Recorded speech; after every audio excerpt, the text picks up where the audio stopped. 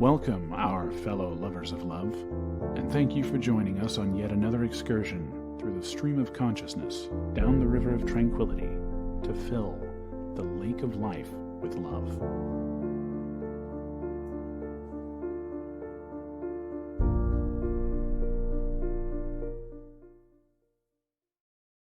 Good evening, my fellow lovers of love. That's about as close to a Dracula type of voice as I can get, really. It starts out as Dracula, ends as a really bad Russian accent. I don't know how that goes. But anyway, good evening, everybody, and thank you for joining us on our special Halloween-ish edition. And no, this is not a costume. This is why I wasn't here last week. Yeah, I broke my arm. Well, up just above my wrist. It's whether you call it a broken wrist or a broken arm is semantics, according to the doctor, because I had different doctors using this different terms. I actually had one doctor use the same term in the same discussion. Use the different terms in the same. One time she was broken wrist, one time it's a broken arm, and it was like in the same conversation. So it's the big bone in the lower part of your arm, down by the wrist. I broke it. My arm is now a little bit shorter than it was. A millimeter or something, half a millimeter, who knows. It's not enough for me to notice, but it is shorter. I can say that now. That's the one thing I can say. My arm is shorter now. That's the only. I didn't even do anything exciting. You're putting up a security camera. Yeah, on a footstool, not even off a ladder. Didn't you say off like a 12-foot fall or something? No, I fell a foot and a half. That's what happened. That's the way life goes sometimes. But anyway, it's Halloween, or it's our Halloween show specifically. Halloween is in a few days. It's Monday night. And, it's a strange time of year because some people like to be scared and some people just like to kind of have the fun of kind of pretending to be something you're not, having the day where you just kind of get to be your alter ego or even your pretend alter ego. It's just you get to be something different for a day, right? That's kind of the fun of it, whole part of it. And so I guess we're going to kind of cover that a little bit this evening, kind of the differences, because I looked over your list of movies and all the adult movies they're just horror flicks. That's not Halloween. That's just horror films. Halloween isn't about horror, but we'll get to that as we stay. So what do you want to start with tonight, Lubby? Oh, let's start with the fun Halloween facts. All right, fun Halloween facts. 31. Well, let's hope we're not going over 31. Did you pick a handful? No. Oh, all right. This is going to be fun. Okay, the word witch comes from English Wicca, meaning wise woman. And they were Wiccan, and they were thought of in a positive light, and their opinions were highly respected. So witch had a positive meaning at one point. A witch had a positive meaning? Yes. Well, the wise woman, yeah. Well, and of course, in one context, someone who is wise, but for other people, a match is a piece of magic, right? I know, right? So, heck, you can go back in time with a Bic lighter and see what happens to you. Just saying. It's the devil's work, right? And you can understand why. You spent most of humanity, we spent, in fear of fire, not in control of it. And all of a sudden you have someone who can control fire with the flick of a finger. That's unheard of in their world. So they can't explain it. They have no experience to explain it. So, you're afraid of that kind of thing. It's a power. It's not a piece of engineering to them. And there's lots of things to us that would seem as a power instead of a feat of engineering. If someone from 300, 400, 500 years stopped by and showed us some bit of technology, we'd probably burn them at the stake too. So don't think we're that far evolved from our ancestors, I guess is more my point. We point fingers, but it's human nature is human nature. We're not that far evolved. Just look around. So I don't know. I'm just saying, keep it light. Okay, what's next? In Ireland, where Halloween originated, by the way, people celebrate by setting off fireworks. Uh-huh. There's a traditional fruitcake and they light bonfires. Bonfires. This bonfire's a really good idea. Okay. I think it's festive. Okay. Knock yourselves out. Okay, what's next? Hold on, I missed my spot. Oh. And this chair is Americans spend more than $100 on Halloween. Did you know that? Well, we spent $20, but so that means somebody else is spending a hell of a lot of money. I'm just saying. We bought a pumpkin and we bought candy. We're ready. Okay, in Germany, it's tradition for people to hide their knives on Halloween night. The goal is to prevent returning spirits from getting injured. Why am I worried about spirits getting injured? That's my question on that one. Okay, here's something interesting. People originally carved turnips instead of pumpkins. Yeah, okay. That just happens. You carve what you have around, right? That makes sense. Okay. Americans used to celebrate the holiday by sending Halloween cards. That was in the early 1900s. Halloween. They were about as popular as Christmas cards. I can't imagine a Halloween card, but even given the history of Halloween. But I suppose, Hallmark had big influence sometimes, right? That periods of time. How much of that was Halloween cards and how much was that Hallmark or whatever telling them to send cards? In the 1900s? Valentine's Day is all Hallmark Halloween. Okay, yes, yeah, sorry. The 1900s? Yeah. Yeah. Okay. Pumpkins are classified as a fruit? Not as a vegetable. Isn't it something about the seeds, right? Because it originates from a flower. Mhm. Halloween originated from an ancient Celtic festival. Samhain. Uh-huh. And as we mentioned, Irish immigrants brought Halloween to the U.S. in the mid-1800s.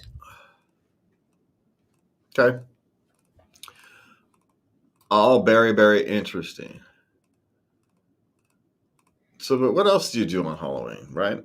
So kids run around and... Well, apparently trick-or-treating has existed since medieval times. So maybe the medieval times weren't so evil, huh? Kids run around getting trick-or-treating. Yeah, that's pretty nice. It's pretty friendly. So why we call them evil? The children go door to door on All Souls Day. Yes. Old Hallows Eve. Old Hallows Eve, depending upon... The All Souls Day is the religious holiday. The Old Hallows Eve is the pagan version of the holiday. Well, apparently people practiced a tradition known as mumming. They dressed up as ghosts and demons and went door to door performing songs and scenes from plays in exchange for food and drink. Sounds like a merry old time. You get arrested for if you tried that shit today. And candy wasn't given out to trick-or-treaters until the 1950s. I read something about this. People are giving away potatoes now. Potatoes? Yeah, I don't know. It's a unique gift. It was a potato house, and it became this big viral thing that people give a potato. They get to choose, though. Kids can choose a potato or a candy, and like all the kids choose potatoes for some reason. Apparently Skittles is the favorite. Well, it's because it's a pure shot of sugar. Yeah, but candy corn is America's least favorite candy. I don't know why. They're perfect. I don't know why anybody eats candy corn. So. Each layer tastes different. Meat Slayer tastes like something I can't say Apparently, on it the was air. originally called chicken feed. What, candy corn? Yeah. That makes sense. Fear of Halloween is called samhainophobia. Samhainophobia. It's not like that's like giving the internet a name. What would happen if you gave the internet the name of Fear of Halloween? Fury McHalloween face or something. Apparently, in Scaredy a few states, the night before Scaredy McFrady Halloween cat. is known as Mischief Night. Mischief Night. And they pull pranks, toilet papering yards, smashing pumpkins. Well, it's kind of the last gasp of fall before winter, right? It's kind of the deal. November hits, winter kind of starts to roll in. It's kind of your last chance to go out and sow your wild oats outside, so to speak, right? That's kind of the theory, isn't it? It's kind of the last gasp before winter kind of settles itself. Yeah, starts to settle itself really. in. Yeah. Especially if you're in a more northern climate. If you're down in Arizona or California or someplace, it's a different story. But if you're up in Minnesota or Michigan or the upper East Coast, winter's starting to settle in. So it's kind of a last gasp. Or if you're in Iowa, the Great Plains, You got snow already. Ohio. Yeah. Okay, now this is weird. Yeah. Silly string is banned in Hollywood on Halloween. It'll get you $1,000 fine. How can they ban it just on Halloween? The things we have allowed these people. That's going to get a political rant. Never mind. Sorry. Okay, so don't go to Hollywood and use silly string, or go to Hollywood and use silly string, depending upon your point of view on that. The Monster Mash was briefly banned in the UK in 1962 because it was too morbid. The Monster Mash. The song? Yes. The Monster. What the hell's morbid about the Monster Mash? Well, they're talking about Graveyard Smash. But it's literally a meaningless song. There's no meaning to it. It's like a party rock song, right? There's no meaning. It's just something to dance to. What the hell is wrong with these people? British people. Of course, we're now censored in America ourselves, so we can't talk. We just did it to ourselves. Okay. Little bit of trivia. The mask worn by Michael Myers in Halloween is actually a William Shatner mask. Isn't it a hockey mask? No. Did you take off the painting or something? I don't know. Okay. Uh-oh. Your screen went wonky. Where at? There we go. Okay. Nope, that was it. That was it. So that was the last one. The Michael Myers mask was really a... Sorry. The Michael Myers mask was really William Shatner. Yes, it was. That makes so much sense now, actually.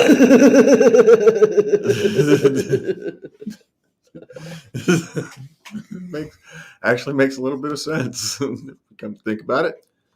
All right, let's run through these kid-friendly movies, and then we'll go to this goofiness about the adults. What the hell is this? Okay, we got the top 10 kid movies, and we start with number 10, The Adventures of Ichabod and Mr. Toad.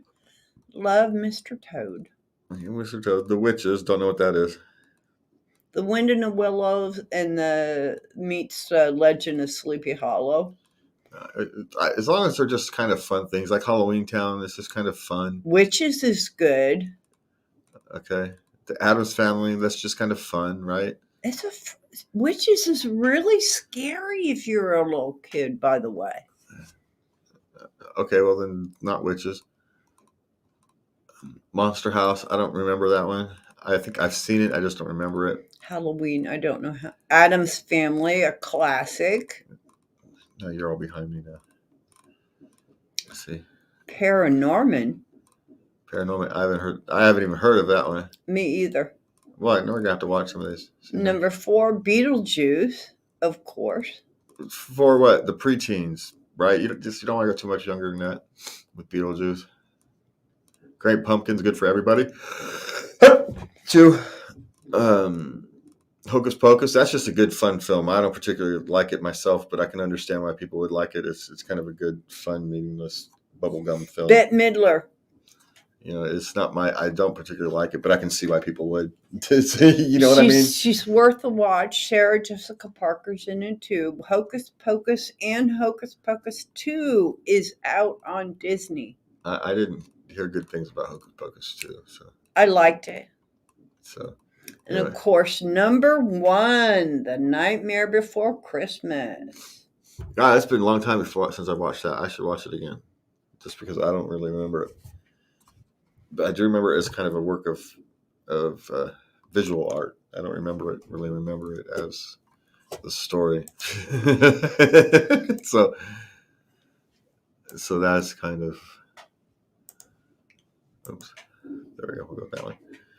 That's kind of where I was sitting on that. All right, now here's the one I wanted to talk about because I don't understand this obsession with needing to have scary things for Halloween. Well, number 1 adult horror Halloween movie is the Rocky Horror Picture Show, of course. Well, yeah, but okay, and Rocky Horror Picture Show is just kind of fun. It's not really scary. It's campy. Yeah, it's not really a scary thing. Even though, isn't it better going to the live performances of it? Isn't that the better thing to do? Well, yeah. If you can't. It's more about if you haven't been to a live performance of Rocky Horror, you are missing out. Please attend. Yeah, they have them all the time down here, so it's something we should go. They are. If you're in any Slice City at all, you have them. You just gotta find them. Yeah. Now here's where it starts with just slasher horror flicks. You know, Halloween, The Shining. There's nothing Halloween about the. Okay, at least Halloween is called Halloween. It happens on Halloween. The Shining is freaking scary. Well, maybe, but it's not a Halloween movie. It's just a horror flick. The Exorcist. It's just a horror flick. I saw it when I was 13. It scared me the bejesus on me. Yeah, I know, and The Exorcist, all people remember about is the girl sitting in front of the TV going, "They're here." The Night of the Living Dead. Okay, that's not The Exorcist, isn't it? That's Poltergeist. Well, see, I can't even get my things right. So no, The Exorcist is where her head went full circle. Oh, spins around. I don't know. Anyway, that's just a horror flick. Night of the Living Dead. Okay, that's a little fun. Fun. Yeah, it's so campy. It's kind of. I can't watch those. Oh, I can't watch either of these. Carrie. Ooh, Carrie. Young Frankenstein. Isn't Young Frankenstein more of a comedy? Yes, it is. If memory serves, yeah, okay, so that's fine. American Werewolf in London, that was funny. Yeah, Texas Chainsaw Massacre. See, I don't understand. A lot of these are just horror flicks. They're not Halloween movies. You know what I mean? There's no Halloween theme or anything. They're just horror flicks. It doesn't matter. There's more to Halloween than being scared and slasher flicks. That's all I'm saying. I'm not saying you can't have the slasher flicks. I'm just saying it has to be Halloween themed. You know? And it has to be more than just, because they have a Christmas tree in the lobby of an office building. Halloween has to be embedded in the theme somehow. Yes, that was a shot at Die Hard not being a Christmas movie. Die Hard is set at Christmas. But it plays no role in the movie. It's not like Santa Claus comes to save the day. Part of the anyway, we're not talking about Christmas and Halloween where people are going to start smashing us around because it's like it's not even Thanksgiving yet. This is our yearly Christmas argument. Starts right about now. So you guys get to hear that for the next 2 months. So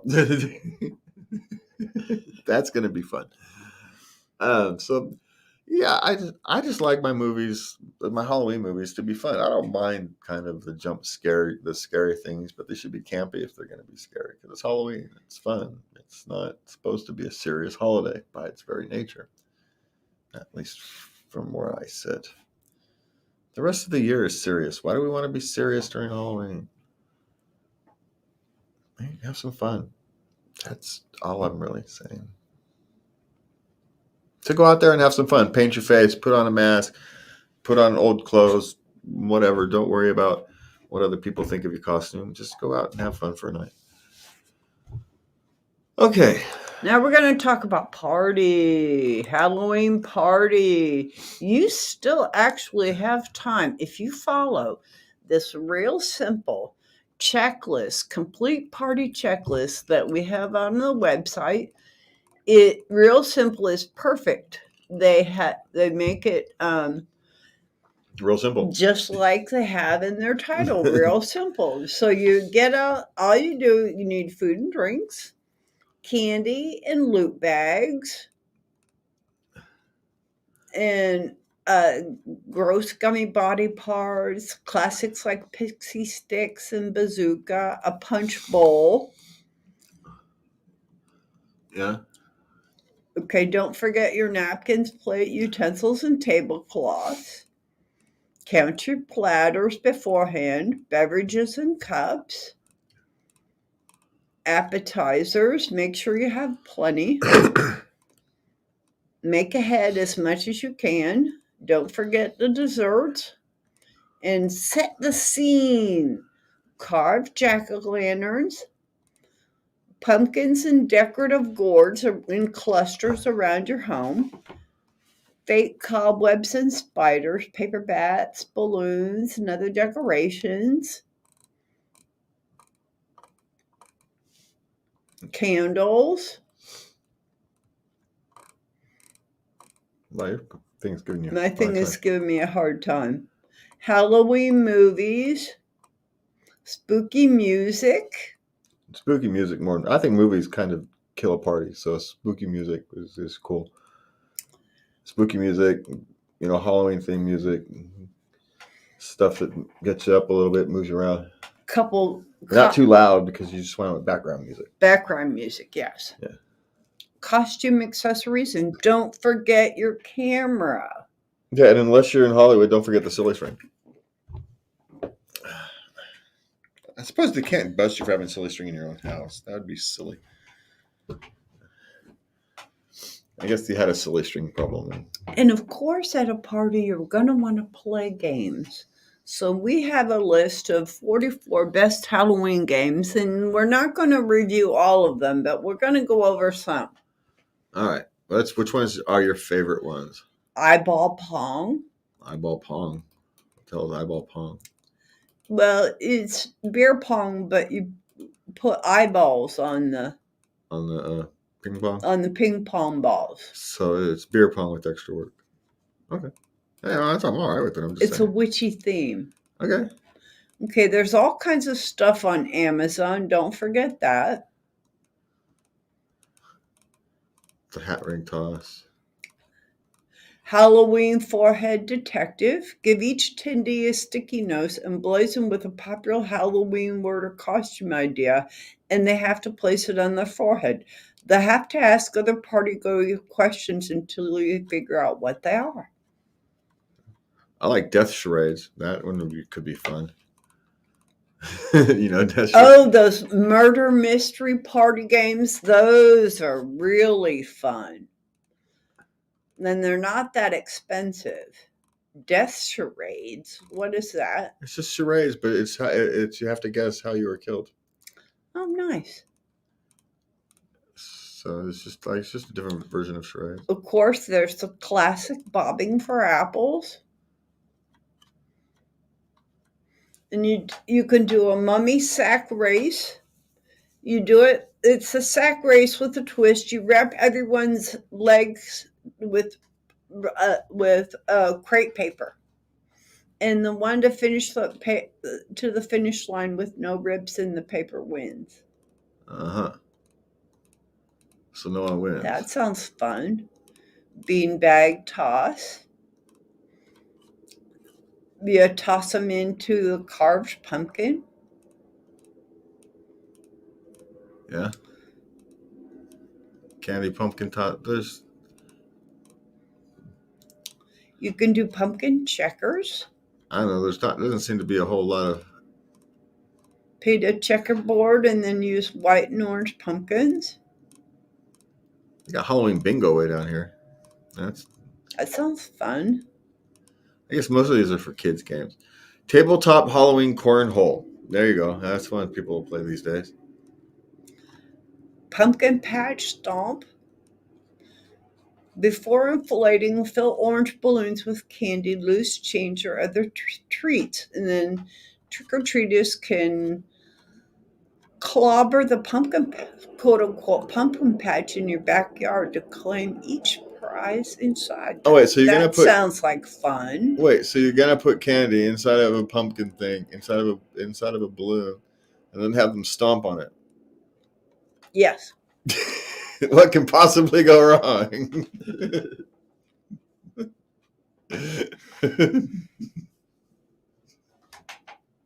He's gonna have a bunch of stomped on candy.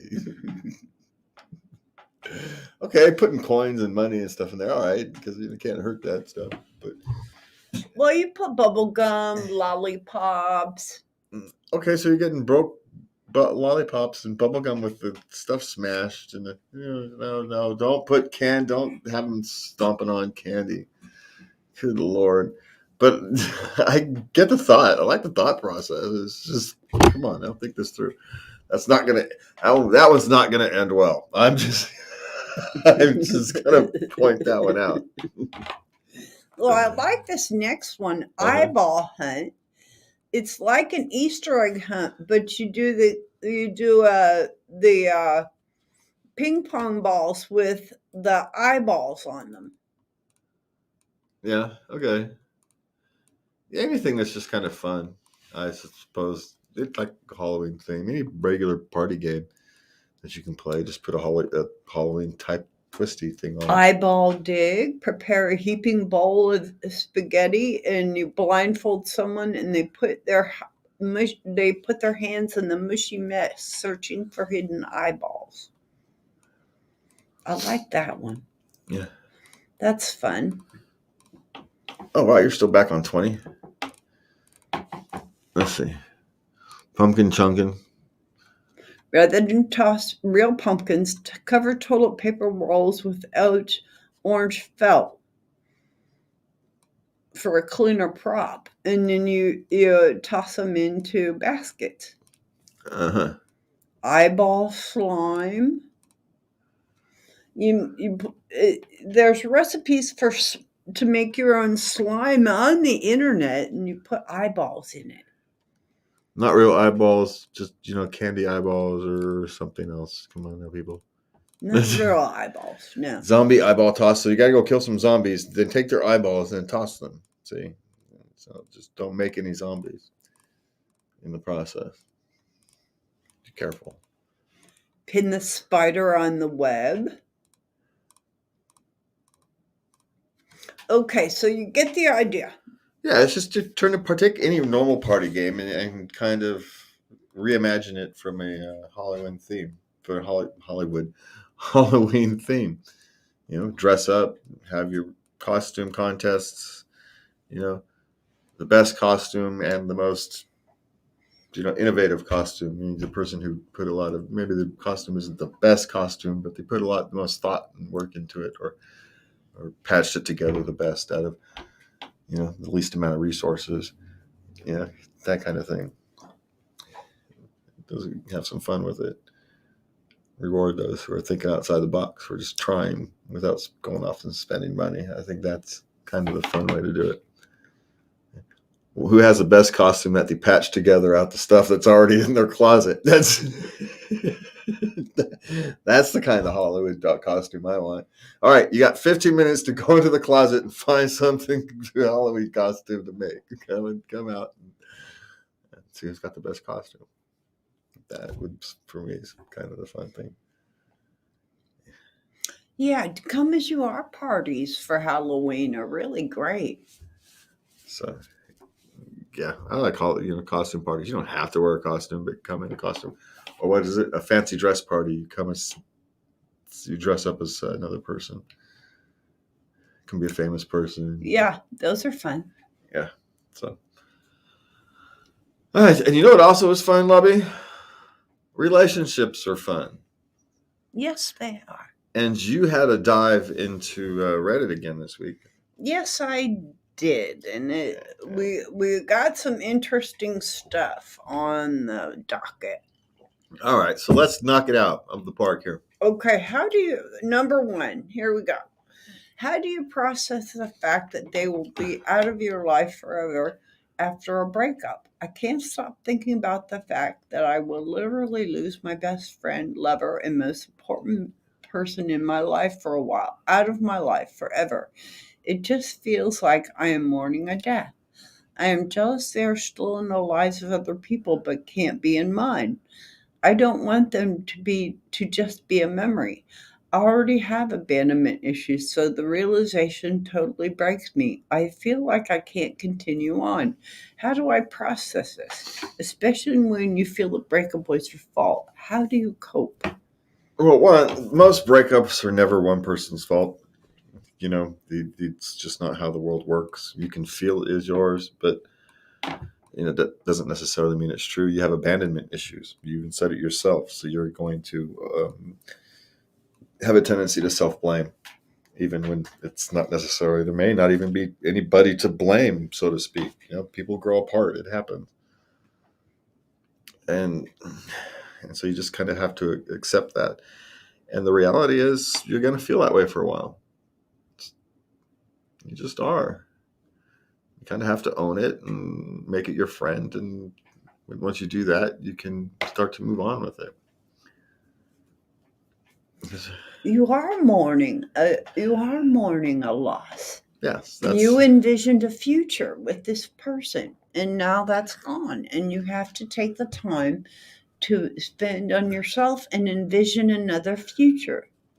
Yeah, or unlearn the future you envisioned and open your eyes up to a future that you can't envision.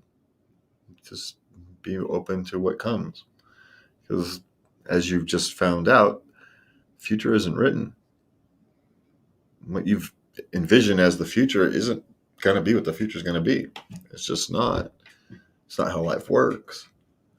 Now you can work towards a general, perspective on your life, and that's fine.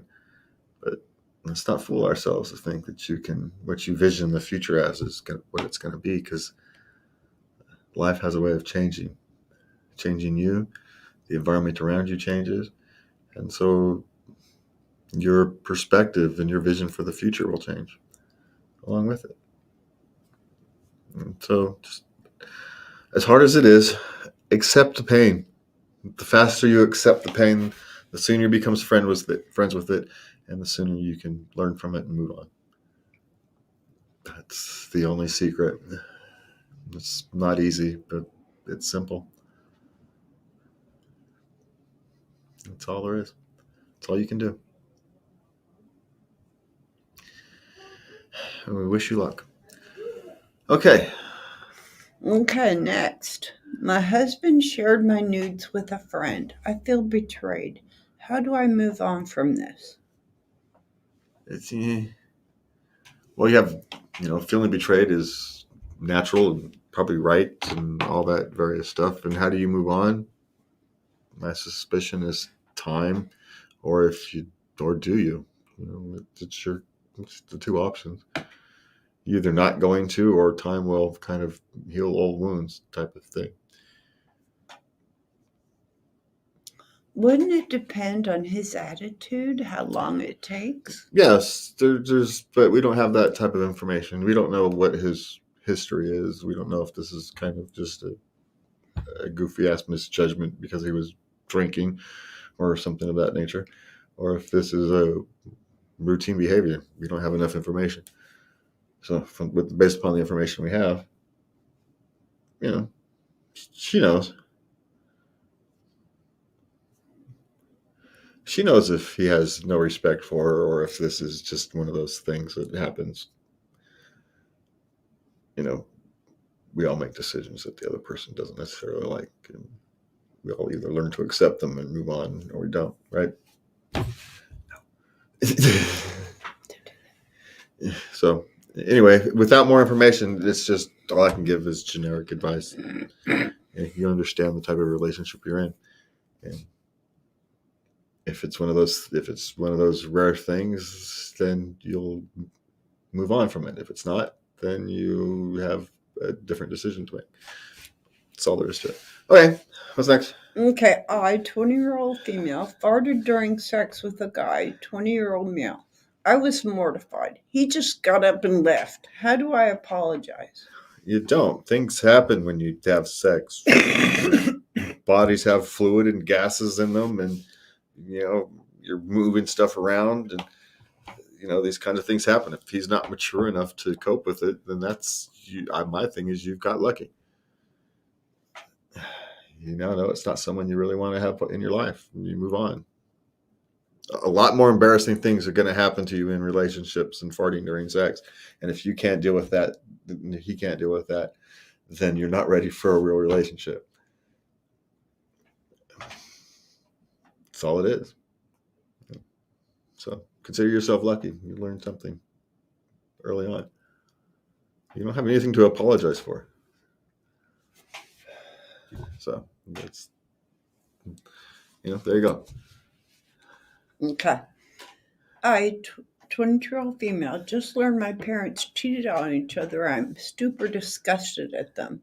How do I avoid turning out like them? Well, one, what they do has no bearing on what you do. Your actions and their actions are completely independent of each other. So you don't have to worry about you becoming like them unless you choose to behave the same way. And that's a choice you get to make. The second thing is don't be judgy. You don't really know what happens in life and goes on behind closed doors, and you let them deal with these kind of things in their own, and you love them individually as your parents. You love your mother and you love your father, and you play your role as daughter. You're not their priest. You're not their God. You're their daughter. You're there to love them, not judge them. You're finding out at this age that your parents are very human. Yeah. Yeah. And you don't. We can all applaud that you don't want to go there, but my suspicion is they never thought they would get there either. So, at some point their marriage broke down and they sought comfort elsewhere rather than dealing with it like adults. But what is it? Childishness comes just as easily to a man as it does to a child. Same applies to women. Women ain't no different.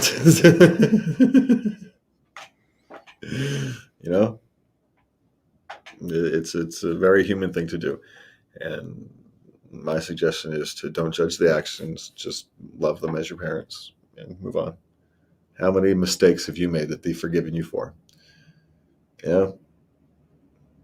This one doesn't even involve you, so don't involve you. It's kind of none of your business. Well, it's kind of your business because you're your daughter and you're there to support both of them, and it puts you in a difficult position, except it doesn't because they both cheated on each other, so there's no position to take. You just get to, if they're both the devil, neither one's an angel, so you don't have to choose sides. You just get to be neutral and be yourself and love them both. That's the solution. Okay, parenting. All right, parenting, something I know what to do. How do you politely tell your teenager their makeup looks ridiculous? You can tell them that their makeup looks ridiculous. You can tell them it looks like too much, but you have to remember they're not trying to impress you. They're trying to impress their peers, and to their peers, that looks cool, neat, new, exciting, rebellious, whatever message it is they're trying to send. Leave them alone. Let them go through it. It's the fastest way to get them through it is to let them go through it. That's my suggestion. If their makeup is how they're going to rebel against you, consider yourself lucky. If that's their way to rebel, consider yourself lucky. Keep it at that. Don't give them something else to rebel against. Don't give them anything to go farther. That's my suggestion. Don't make a big deal of Leave it. it be. They're the one who has to walk around looking like a advertisement for every every makeup company on the planet at the same time. It's not your business, no one judges you for it. They're teenagers. Everybody gives, nobody judges parents for what teenagers look like. When we were in the 80s, everybody had those 2-foot mohawks, right? The spike mohawks. No one cared. No one thought about their parents. That guy looks ridiculous. No one thought about their parents. No one thought about their parents. So don't worry about it. Okay, what's next? Okay. Oh God, I just quit my job so I could spend the next year at home with my 3.5-year-old before she goes off to school and is a big kid. Finally in a financial position that I can do this. Just freaking out and yelling into the void. Loved my job and my coworkers, so this isn't an easy thing. Just don't want to regret working my time away with her. Please tell me I made an okay decision. You made the decision you needed to make because you wanted to spend time with your daughter during her most formative years. And as a parent of a number of children, I can say that I would never regretted spending time with my children instead of working, but I have often regretted working or doing something else instead of spending time with my children. So in the long run, which one are you most likely to forgive yourself for? Damn, I spent too much time with my children when they were 3 or 4 years old. That's not something that happens. It's just not. You'll make plenty of mistakes, don't get me wrong, but no one ever says I should have spent less time with my kids. It doesn't happen. So you're doing the right thing. Just because you're thinking about it and making hard choices tells me you're doing the right thing.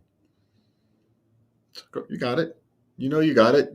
You don't need to scream it into the void because of uncertainty. We understand, but you got it. Yeah. Yes. Yeah. Yeah, I never regretted being home with my children before they went to school. No. It's a precious time and it only lasts. It's just so fleeting. Yeah. You never. And they want to be with you now. Soon enough, you're going to be old hat. Yeah, and there's no better sound than the toddler laughing, and so hear that as often as you can because pretty soon they're no longer toddlers. Okay, where do parents find free time? there is no free time. It doesn't exist. You're always a parent. Once you're a parent, you're always a parent. Even when kids aren't around you, you're still not off. So there's no free time. There's time you can allocate just to yourself because it makes you a better parent in the long run. But that's because it makes you a better parent in the long run. There's no free time. Until they're like 13, 14, when they can literally go off and take care of themselves. But as a young children, there's no free time. Just forget the concept. There is time you can make for yourself, but that's different than free time. You don't get it.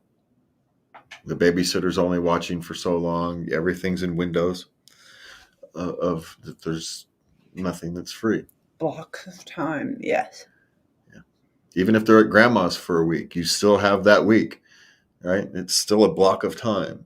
It's still a managed block of time. And guess what? You're on call. Yes, you are. You're never off. So that's just how it is. And you accept it. And the sooner you accept it as a parent and become comfortable with that, it's the better off you, your children, and your family will be. You managed it. Don't get me wrong. You manage time for yourself because it makes you better. A better you, a better parent. But forget the concept of free time.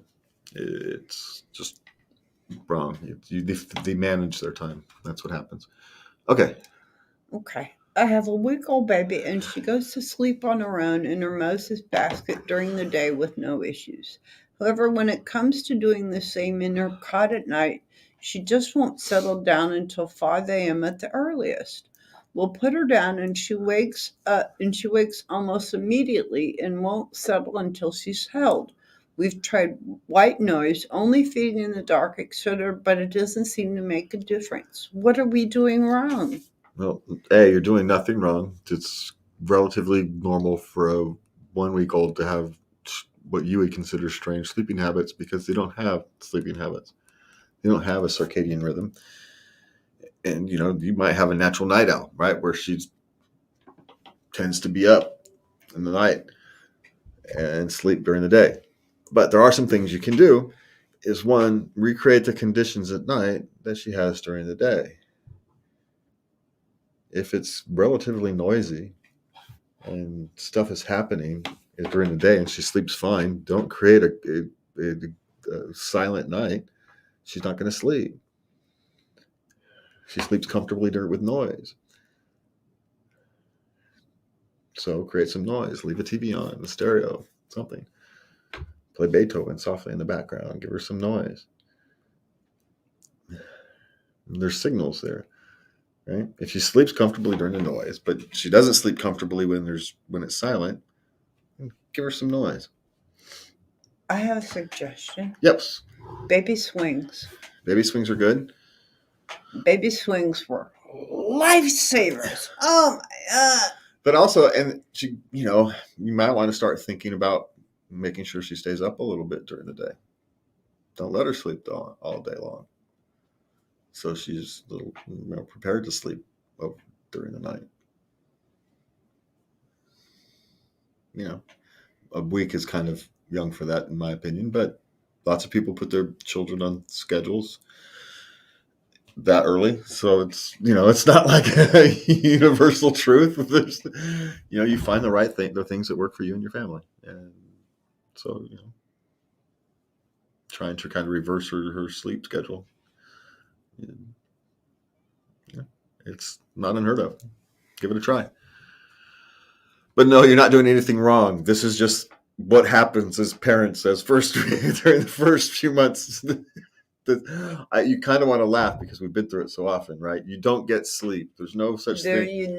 There's no such thing as regular sleep patterns in the first 3 months or so. I mean, unless you get lucky. There's no such thing as the regular sleep. You sleep when the baby sleeps, and that's what happens. So when the baby's asleep during the day, take a nap, for God's sake. Absolutely. That's my best advice to you. But you're not doing anything wrong. This is just how babies are. Okay. What do you got? Shoot, you want to do sex or work? 13 minutes. Whatever you want. Let's do sex. All right. My 30-year-old female partner, she is a 31 female. My partner is 31-year-old male, is insecure because they use a vibrator to orgasm. How do I make him understand it's me and not him? Well, is it? Maybe it is. And I don't know how true this is. There is a school of thought that people who become overly used to getting stimulated with the vibrator have trouble becoming stimulated with this. I gotta get on your chair. Oh, pshaw. I don't know if this is true or not. I'm just saying. What a lot of bull hockey. Well, no, but the reason men can be like this is because there are ways to make you, a man, be more stimulated than not. And so you can become used to things. I don't know how true it is or not. But if she's sitting here saying it's not him, it's her, then what about her is it? Well, some women have a hard time orgasming during sex. Yes. They need the extra that a vibrator will give. Yeah, but the question is why? Because that's the way they were built. They came that way. No pun intended.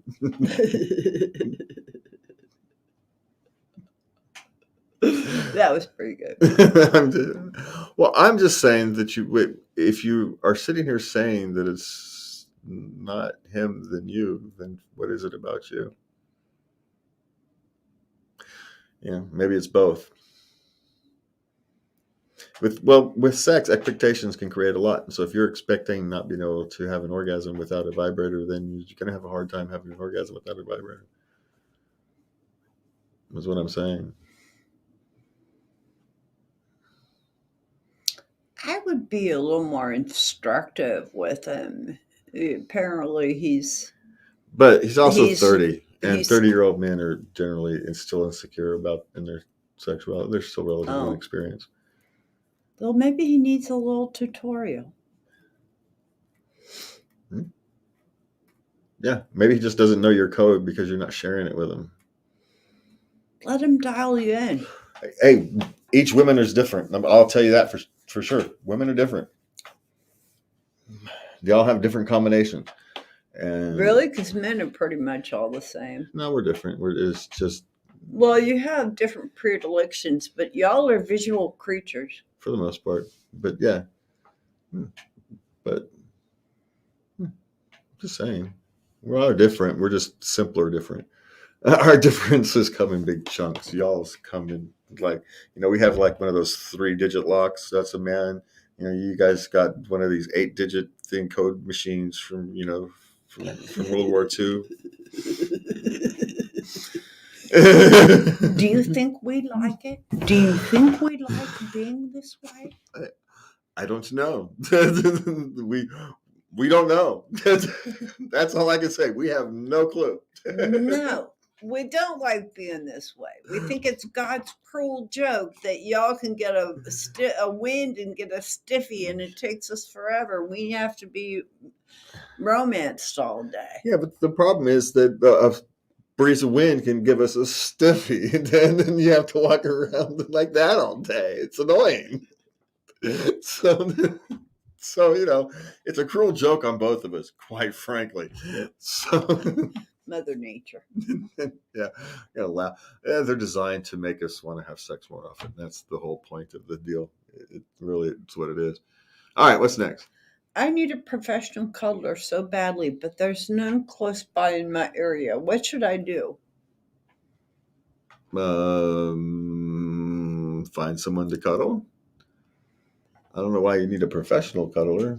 Do you have like body odor or something? I don't understand. You don't need a professional cuddler. You can put an ad in your local newspaper, cuddler wanted, and give yourself, and put in exactly what you're looking for.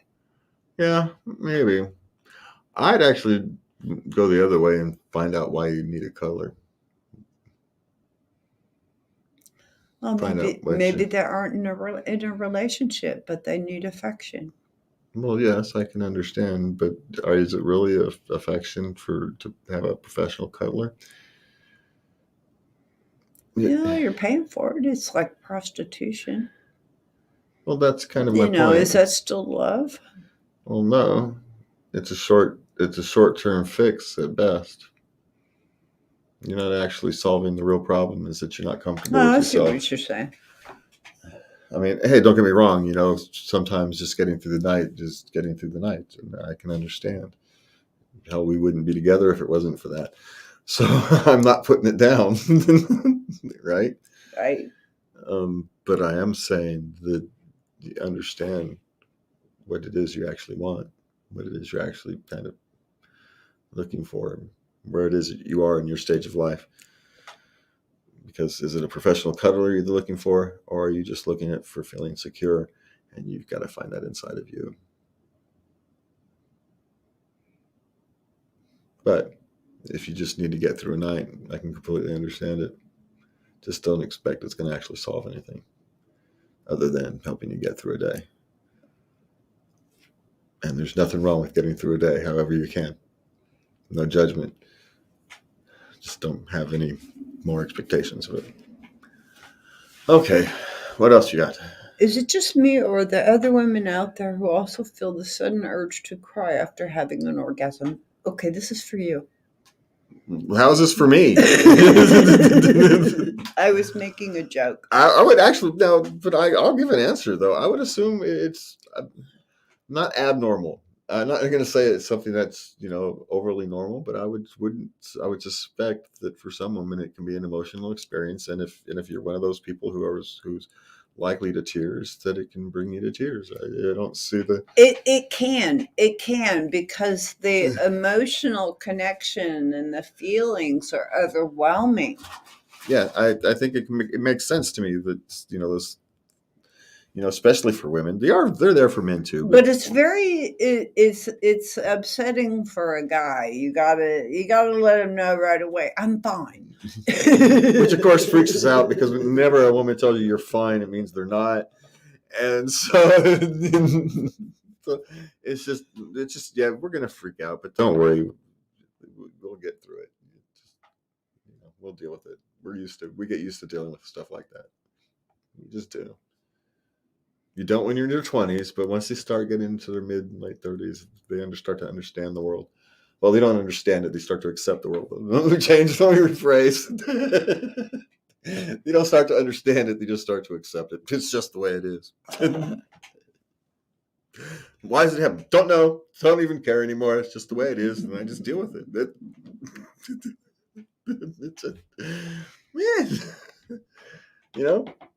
Man, what else are you gonna do? It's like dealing with child's puke. Someone has to deal with it, so you just kind of do. Yeah, no one likes to. You just do it. Yeah. All right, what's left? That was a bad comparison, though. I will admit that. Yeah, I'll grant you that one. That was not a world's greatest comparison. Okay, what we got left? Sex with pets in the room, yes or no?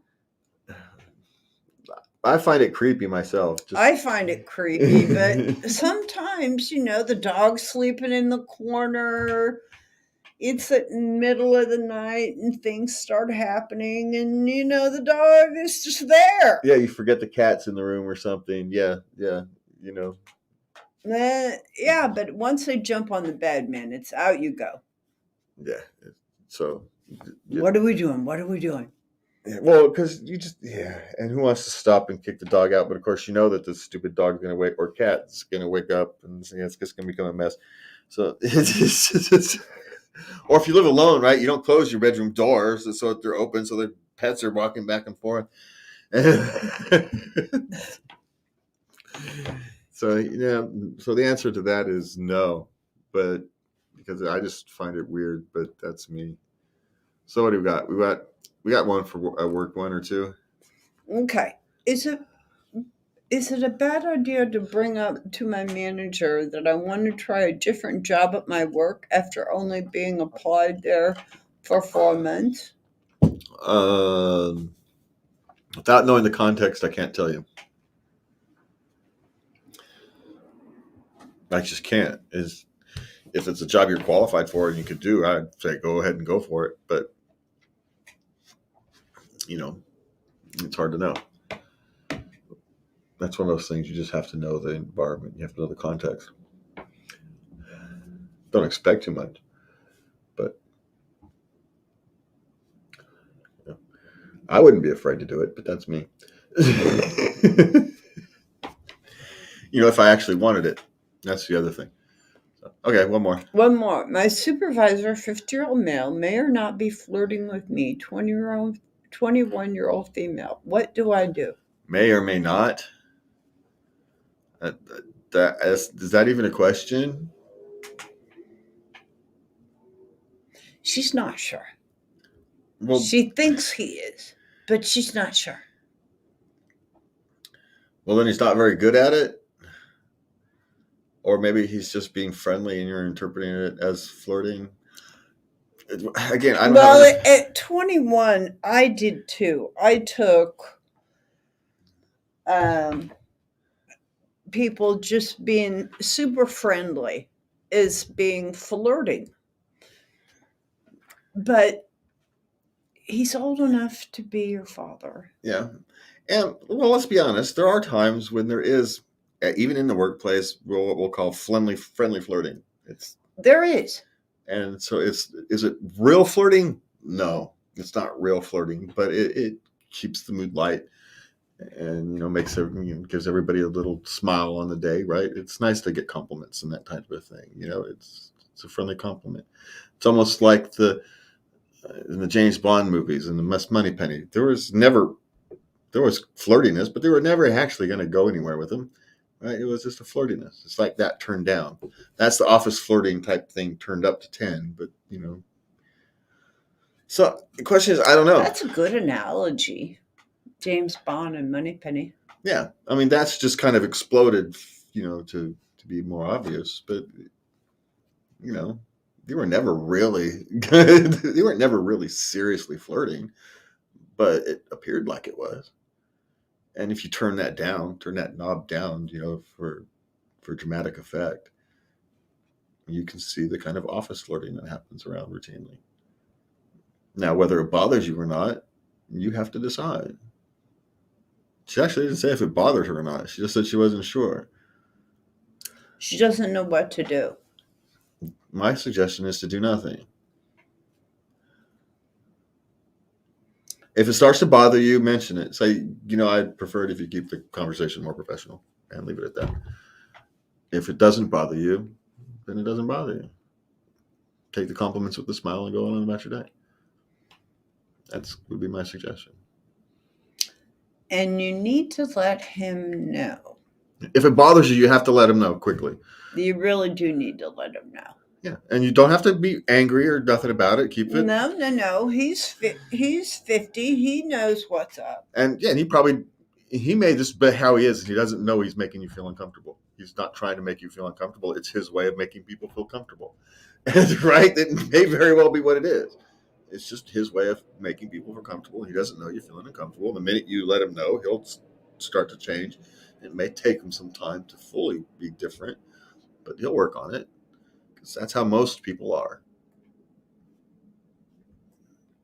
Is it a chance that he's not most people? Yes, but most people will do that. And so you play the percentages.